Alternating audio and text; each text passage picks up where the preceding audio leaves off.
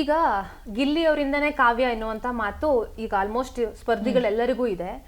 ಆದ್ರೆ ಗಿಲ್ಲಿ ಯಾವತ್ತೂ ಕಾವ್ಯ ಅವ್ರನ್ನ ಬಿಟ್ಕೊಟ್ಟಿಲ್ಲ. ಕಾವ್ಯ ಲೆಟರ್ ಟಾಸ್ಕ್ ಅಲ್ಲೋ ಅಥವಾ ಇನ್ನೊಂದು ನಾಮಿನೇಷನ್ ವಿಚಾರದಲ್ಲೋ ಎಲ್ಲಾ ವಿಚಾರದಲ್ಲೂ ಅವ್ರು ಬಿಟ್ಕೊಟ್ಟಿದ್ದಾರೆ. ಬಟ್ ಗಿಲ್ಲಿ ಆತರ ಮಾಡಿಲ್ಲ.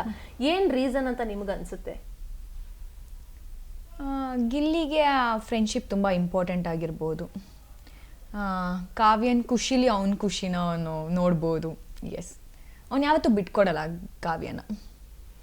ಈಗ ಕಾವ್ಯ ಒಂದು ಮಾತು ಹೇಳ್ತಾರೆ, ಸುದೀಪ್ ಅವ್ರ ಮುಂದೆನೇ ಹೇಳುವಂಥದ್ದು, ಗಿಲ್ಲಿಯಿಂದ ನನ್ನ ಆಟಕ್ಕೆ ತೊಂದರೆ ಆಗಿದೆ ಅನ್ನೋ ರೀತಿಯಲ್ಲಿ ಹೇಳುವಂಥದ್ದು. ರೇಗ್ಸ್ಬೇಡ ಗಿಲ್ಲಿ, ನನಗೆ ಇಷ್ಟ ಆಗಲ್ಲ ಅಂತ. ಧನುಷ್ ಅವ್ರ ಜೊತೆನೂ ಕೂಡ ಇದೇ ಮಾತುಕತೆ ನಡೆಯುತ್ತೆ. ನಾನು ಗಿಲ್ಲಿಗೆ ತುಂಬಾ ಸಲ ಹೇಳಿದೀನಿ, ಬಟ್ ಅವನು ಕೇಳಿಲ್ಲ, ಆಟ ಹಾಳಾಗ್ತಿದೆ ಅವನಿಂದ ನಂದು ಅನ್ನೋ ತರ ಮಾತಾಡ್ತಾರೆ. ಆರಂಭದಿಂದ ಅಂದ್ರೆ ಚಾನ್ಸಸ್ ಇತ್ತು ಅಲ್ವಾ ಕಾವ್ಯ ಅವರಿಗೆ ಹೇಳುವಂತದ್ದು, ನನ್ ಸುದ್ದಿಗೆ ಬರ್ಬೇಡ ಅಂತ. ಇನ್ನೊಂದೇನಂದ್ರೆ, ಎಲ್ಲಿ ರಿಯಾಕ್ಷನ್ ಇರುತ್ತೋ ಅಲ್ಲಿ ಆಕ್ಷನ್ ಇರುತ್ತೆ ಅನ್ನೋ ತರ ಸ್ಟಾಪ್ ಮಾಡೋ ಸಾಧ್ಯತೆಗಳು ಇತ್ತು ಅಲ್ವಾ? ಇತ್ತು, ಅದೇ ಮಾಡಿಲ್ಲ.